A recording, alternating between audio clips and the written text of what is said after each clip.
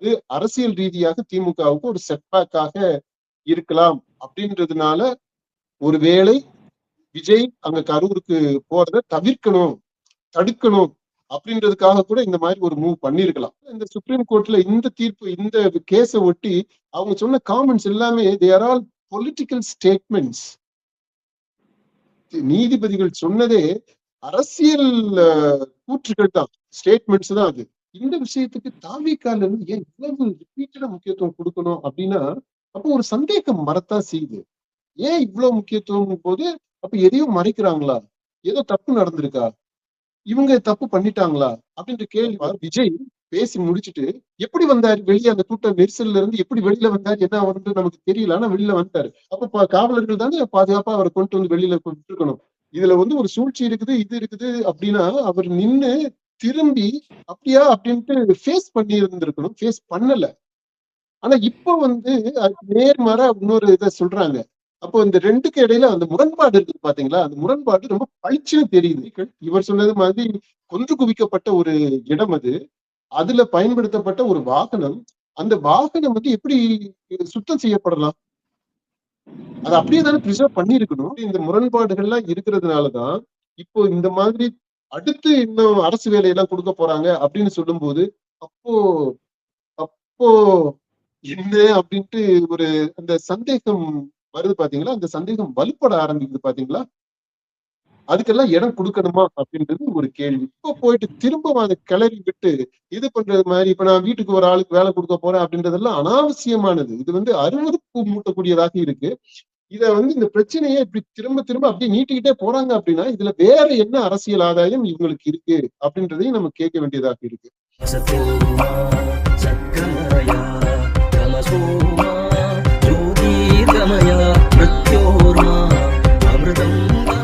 ஆதவ் அர்ஜுனா உள்ளிட்ட அமைச்சர்கள் இந்த திமுக மேல இது மாதிரி குற்றச்சாட்டுகளை பரப்பிட்டு இருக்காங்க. நீதிமன்றத்துல வழக்கு நிலுவையில் இருக்கும் போல இது போல பேசுறதுக்கு தடை விதிக்கணும் அப்படிங்கிற பல கோரிக்கைகளுடன் உச்சநீதிமன்ற வழக்கு திமுக சார்பில் தொடரப்பட்டிருந்துச்சு.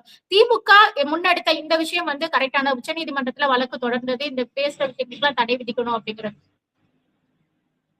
இதுல ரெண்டு விஷயம் இருக்கு. திமுக இந்த இந்த இவங்க பேசின விஷயத்த சுப்ரீம் கோர்ட்டுக்கு கொண்டு போனது சரியா தப்பா அப்படின்றதுல நம்ம ஜட்ஜ்மெண்டா எதுவும் சொல்ல முடியாது. கொண்டு போயிருக்கலாம், கொண்டு போகாமல் இருந்திருக்கலாம். கொண்டு போகாம இந்த அரசியல் தளத்திலேயே அவங்க அதை டீல் பண்ணிருக்க முடியும். தமிழ்நாடு அரசியல் களத்திலேயே இதை பற்றி பேசியிருக்க முடியும். ஆனா எனக்கு என்ன தோணுது அப்படின்னா, திமுக விஜய் இப்ப 10ஆம் தேதி போக போறாரு இல்லையா? முதலமைச்சர் விஜய் அங்க போறாரு. கட்சி தலைவராகத்தான் முன்னாடி போயிருந்தாரு. போயிட்டுதான் அந்த பிரச்சனைகள் நடந்தது. அதுக்கப்புறம் இப்பதான் முதலமைச்சரான பிற்பாடு கரூருக்கு போக போறாரு. அப்படி போகும்போது முதலமைச்சராக அவர் போகும்போது அங்கு இருக்கக்கூடிய மக்களுடைய ரெஸ்பான்ஸ் எப்படி இருக்கும் அப்படின்றது. அப்புறம் அது விஜய்க்கு ஆதரவாக அந்த மாவட்டமே முழுமையாக மாறுவதற்கான ஒரு சூழல் வந்துடலாம். ஏன்னா இவர் போயிட்டு சில அனௌன்ஸ்மெண்ட்ஸ் எல்லாம் பண்ண போறாரு அப்படின்றதெல்லாம் சொல்றாங்க. அதை பற்றி அப்புறமா நம்ம பேசலாம். இப்ப அப்படியெல்லாம் நடந்துச்சுன்னா, அவர் போயிட்டு பேசிட்டாரு அப்படின்னா மக்கள் அந்த தாவேகா விஜய் தான் இதுக்கு ஒரு காரணம், விஜய் தான் முக்கியமான காரணம், அவர் தாமதமாக வந்ததுதான் காரணம் அப்படின்னு எல்லாம் ஒரு எண்ணம் இருக்கு இல்லையா? அங்க பார்த்தவர்கள் முக்காவாசி பேர் அப்படி நினைக்கிறாங்க, அப்படி ஃபீல் பண்றாங்க. கொஞ்சம் பேர் இல்ல இதுல ஒரு சதித்திட்டம் இருக்கு அப்படின்றத சொல்றாங்க. இதுதான் இப்போதைக்கு இருக்கக்கூடியது.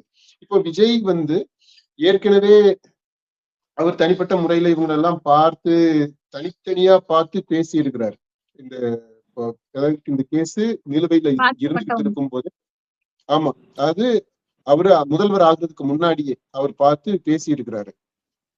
இப்போ முதல்வரான பிற்பாடு இப்படி சில சலுகைகள் அதுகெல்லாம் அனௌன்ஸ் பண்ணும்போது முழுமையாகவே அல்லது பெரிய அளவுல இந்த மக்கள் எல்லாமே அவருக்கு ஆதரவாக மாறக்கூடிய சூழல் இருக்கலாம். அது அரசியல் ரீதியாக திமுகவுக்கு ஒரு செட்பேக்காக இருக்கலாம் அப்படின்றதுனால ஒருவேளை விஜய் அங்க கரூருக்கு போறதை தவிர்க்கணும், தடுக்கணும் அப்படின்றதுக்காக கூட இந்த மாதிரி ஒரு மூவ் பண்ணிருக்கலாம். அப்ப எப்படி பாத்தீங்கன்னாலுமே இதுல ஒரு அரசியல் இருக்கு. திமுக சுப்ரீம் கோர்ட்டுக்கு போனதில்லை. நியாயமா பார்த்தோம்னா அந்த ஆதவ் அர்ஜுனா பேசினதும் சரி, நீங்க சொன்னது மாதிரி சட்டமன்றத்துல தாவேகா இவர் முதலமைச்சரே அதை பற்றி குறிப்பிட்டாரு, நம்ம மேல பழிய போட்டாங்க அப்படின்ட்டு. அப்படின்னு சொல்லும்போது அவரு ஒரு ஒரு ஒரு பாலிஸ்டா சொல்லிட்டாரு, நம்ம மேல பழிய போட்டாங்க அப்படின்ற அளவுக்கு சொல்லியிருக்கிறாரு. ஆனா அதுக்கு பின்னாடி இருக்கக்கூடிய அந்த சதி திட்டம் அவங்கதான் கொன்னாங்க அப்படின்னு அவர் சொல்லல. திமுக சூழ்ச்சிங்கிற தான் வார்த்தையை பயன்படுத்துறாரு. ஏற்பாடு அப்படி சொல்றாரு. அப்படி அதான் ரொம்ப நாசூக்கா, ஆனா ஒரு இம்ப்ளாய்டு பண்ற அப்படி அந்த அந்த அளவுக்கு சொல்லிட்டு போயிட்டாரு. ஆனா ஆதவர்ஜுனா தான் வெளிப்படையாவே அப்பட்டமாவே குற்றம் சாட்டி பேசினாரு. ஓகே, இப்போ இந்த இந்த பேச்சு இருக்குது இல்லையா, இத ஒட்டி அவங்க சுப்ரீம் கோர்ட்டுக்கு போனாங்க. இதுக்காக தான் போனாங்க, சட்ட ரீதியாக அவங்க போனாங்க, புரிஞ்சுக்கலாம், ஏத்துக்கலாம். கோர்ட்டுக்கு போனது சரிங்களா? ஆனா அந்த கோர்ட்டுக்கு போனதுக்கு பின்னாடி இந்த மாதிரியான இன்னொரு அரசியல் இருக்கு. விஜய் கரூருக்கு போக விடாமல் செய்வது அப்படின்றதும் இருக்கு. ஏன்பா திமுக உச்ச நீதிமன்றத்துல வழக்கு தொடர்ந்ததுக்கு பின்னாடி இப்ப நீங்க 2 காரணங்கள் இருக்கலாம் அப்படிங்கிற சொல்லி இருக்கிறீங்க. இப்ப முதலமைச்சர் வந்து கரூருக்கு போறதுனால அந்த சூழ்நிலை வந்து வரப்போற இடைத்தேர்தல்ல தாவேகாவுக்கு ஒரு ஆதரவான நிலைப்பாட்டை எடுக்கக்கூடும் அப்படிங்கிறதுக்காக திமுக வந்து உச்சநீதிமன்றத்துல வழக்கு தொடர்ந்தாங்க அப்படிங்கிற மாதிரி நம்ம எடுத்துக்கலாமா? ஒருவேளை இதுதான் முக்கியமான காரணமாக கூட இருக்கலாம், விஜய் அங்க போகாமல் தடுக்கிறது அப்படின்றது. அப்ப அந்த மாதிரி எண்ணம், அதுக்காகத்தான் இப்படி செஞ்சாங்க அப்படின்னா அது ஏற்றுக்கொள்ள முடியாது. அது வெளிப்படையான அரசியலாகத்தான் இருக்கு. இதுல சுப்ரீம் கோர்ட் ஜட்ஜ்மெண்ட் இருக்குது பாத்தீங்களா? ஜட்ஜ்மெண்ட் இல்ல, ஆமா. சுப்ரீம் கோர்ட் அவங்க காமெண்ட்ஸ், அது ரொம்ப வியர்டா இருக்கு. வியர்ட்னா அதாவது இப்போ அரசியலை வந்து இங்க வந்து பண்ணாதீங்க, உங்க அரசியல் நீங்க அங்க பண்ணிக்கங்க. நீங்க என்ன எங்க முதலமைச்சருக்கு இது பண்ணணும்ன்றீங்களா, அது பண்ணணும் கண்ணாபின்னு பேசி இருக்கிறாங்க. அந்த பேச்சுல எல்லாம் என்ன சொல்ல வர்றாங்க, என்ன சுப்ரீம் கோர்ட்ல அந்த நீதிபதிகள் என்ன சொல்றாங்க, அவங்க என்ன மெசேஜ கம்யூனிகேட் பண்ண விரும்புறாங்க? ஏன் அவங்க விரும்பினா நீங்க வந்து ஒரு மினிஸ்டர், குற்றம் சாட்டப்பட்ட ஒரு அமைச்சராகவே நீங்க இருக்கக்கூடாது, இருந்தீங்கன்னா நாங்க உன்னை உள்ள தூக்கி போடுவோம், அமைச்சராக இல்லாட்டினா நான் உனக்கு பெயில் கொடுப்பேன் அப்படின்னு எல்லாம் பேசின சுப்ரீம் கோர்ட் தானுங்க, நம்ம பார்த்துக்கிட்டு தானே இருக்கிறோம்.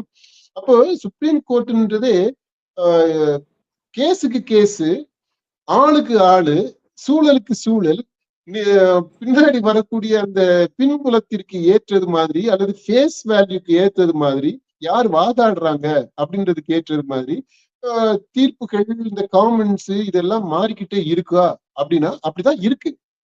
அப்ப நீதித்துறைன்றது நடுநிலையில இருக்கா அப்படின்னா நடுநிலையில இல்ல அப்படின்றது மாதிரியான எண்ணம் தான் எல்லாருக்குமே இருக்குங்க. இப்போ பரவலாக நீதித்துறை மீது நம்பிக்கை குறைந்துகிட்டு தான் வந்துகிட்டு இருக்கு. இது இந்த நீதித்துறைக்கே தெரியும். இப்ப இப்படிப்பட்ட ஒரு சூழ்நிலையில அதுல வந்து அரசியல் நெருக்கடிகளும் இருக்கு, அரசியல் நிர்பந்தங்கள் இருக்கு, அந்த தீர்ப்புகள்லயே இருக்கு. இது இந்த மாதிரியான காரணங்கள் அப்படின்றது சாதாரணமான மக்களுக்குமே தெரியுது. இந்திய அளவுல நான் சொல்றேன், அப்படித்தான் இருக்கு. அதனால இந்த சுப்ரீம் கோர்ட்ல இந்த தீர்ப்பு, இந்த கேஸ ஒட்டி அவங்க சொன்ன காமெண்ட்ஸ் எல்லாமே they are all political statements. நீதிபதிகள் சொன்னதே அரசியல் கூற்றுகள் தான், ஸ்டேட்மெண்ட்ஸ் தான். அது அரசியல் தான் அவங்களுமே பேசி இருக்கிறாங்க. அது அரசியல் இல்லாத அரசியல். திமுக பண்ணது அரசியல், ஒரு அரசியலை ஒரு சட்ட ரீதியாக போறது மாதிரியான ஒரு கவரப்புல போன அரசியல். தாவிக பேசினது ஒரு ஒரு செயலுக்கு எதிர்வினையாக பண்ணிய அரசியல். அதனால இது கோர்ட்டுமே இந்த அரசியலுக்குள்ளதான் இருக்கு. அவங்க இந்த கேஸை ரிஜெக்ட் வித்ட்ரா பண்ண வச்சுட்டாங்க, இந்த திமுக வித்ட்ரா பண்ணிட்டாங்க இந்த கேஸ. அப்படி பண்ணினதே ஒரு அரசியலான செயல்பாடுதான். எவ்ரிதிங் இஸ் பொலிட்டிக்கல், அந்த கோர்ட் இஸ் நோ எக்ஸெப்ஷன். ஏன்னா அதுலயே நிறைய மாறுபாடுகள், இப்ப நம்ம எல்லாம் சட்டங்களை நுணுக்கங்களை கற்று புலமை தேர்ந்தவர்கள் கிடையாது. ஆனா நம்ம என்ன பாக்குறோம்னா, இந்த கோர்ட்டு இந்த கேஸ்ல இப்படி சொல்றாங்க, இந்த கேஸ்ல இப்படி சொல்றாங்க அப்படின்றதான் நம்ம பாக்குறோம்.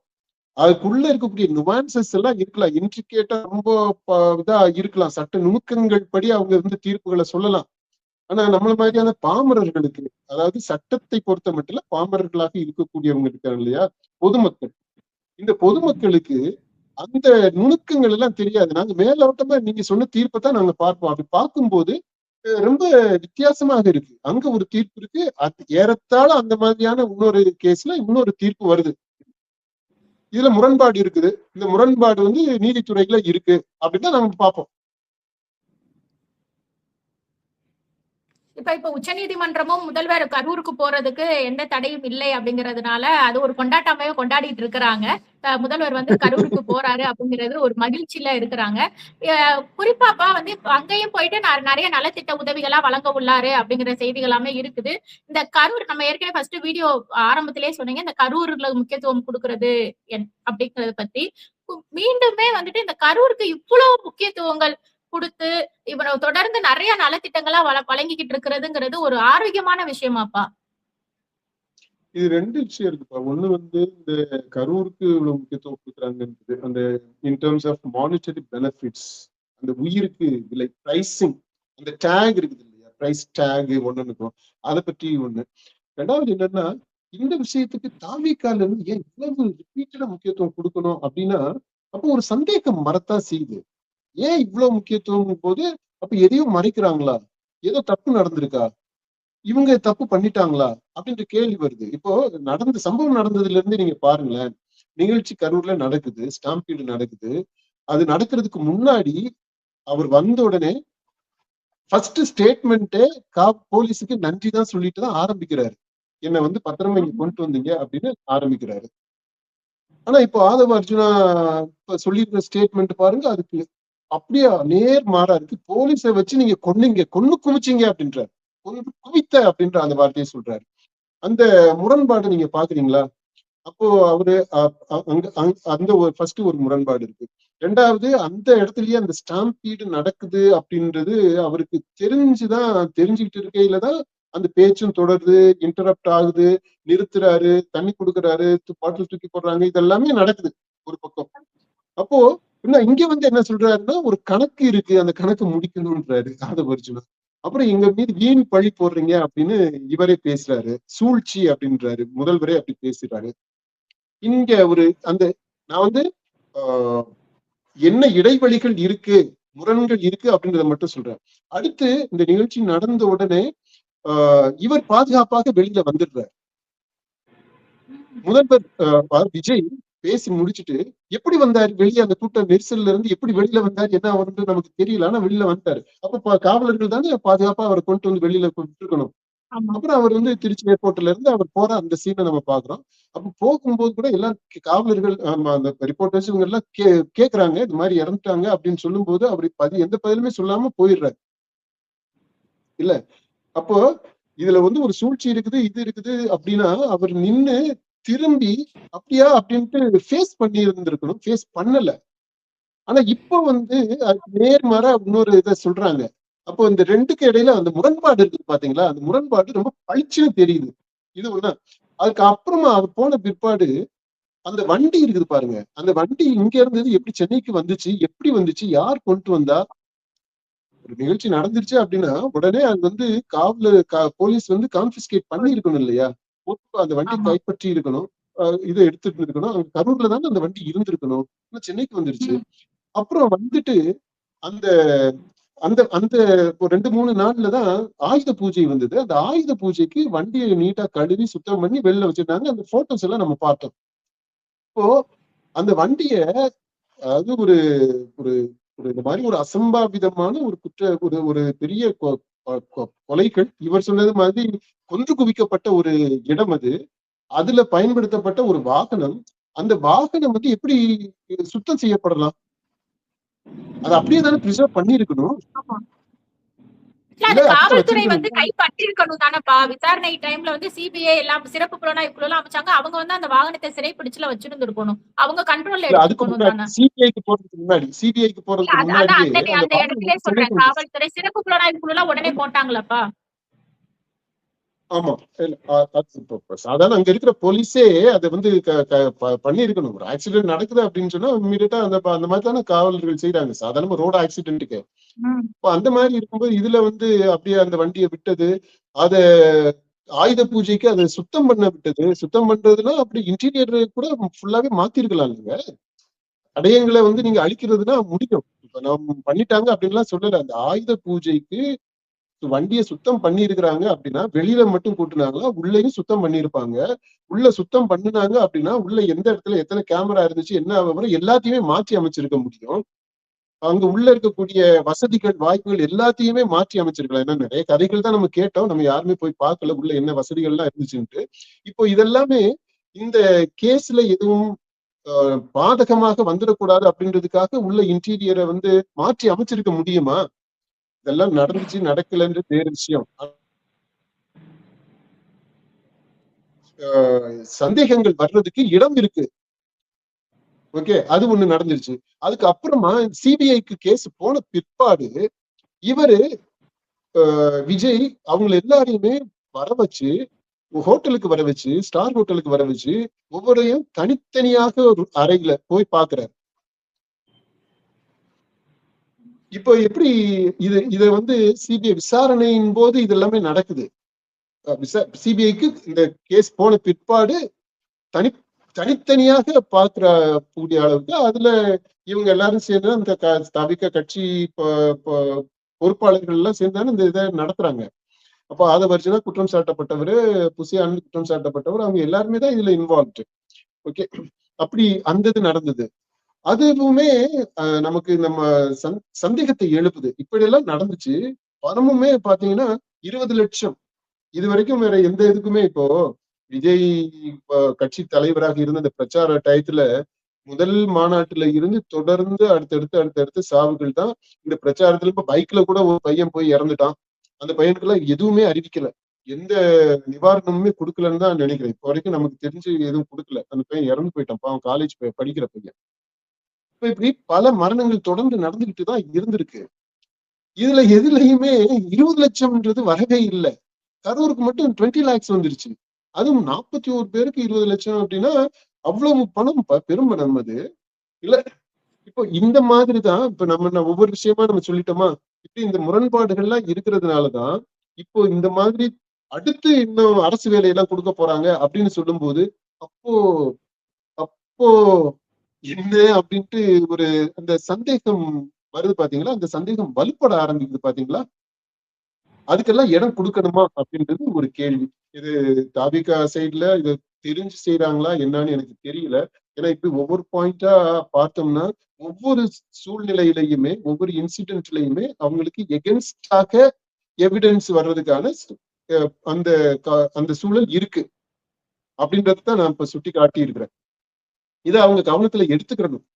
ஓகே, ரெண்டாவது வந்து இந்த இந்த இந்த 41 குடும்பங்களுக்கு தரக்கூடிய அந்த முக்கியத்துவம், இறந்த உயிர், அதுக்கு சரி நீங்க கவனிச்சீங்க அந்த டயத்துல ஏதோ இமோஷனலா எல்லாமே பண்ணிட்டோம், தேர்தல் சூழ்நிலை, அதனால ஒரு 4 ஓட்டு நமக்கு வரணும் அப்படின்றதுக்காக போட்டி போட்டுக்கிட்டு இதை பண்ணாங்க.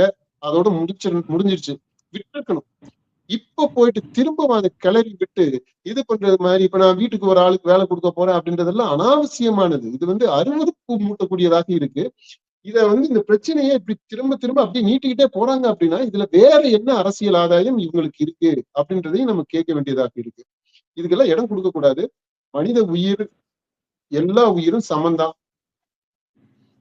அரசியலுக்காக உங்களுக்கு உதவியாக இருந்துச்சு அப்படின்றதுக்காக நீங்க மேலும் மேலும் மேலும் மேலும் போய் முக்கியத்துவம் படுத்து இது பண்றீங்க அப்படின்னா நீங்க உங்க தனிப்பட்ட அளவுல வச்சுக்கோங்க, உங்க குடும்பத்துல நீங்க ஒருத்தரா வச்சுக்கோங்க.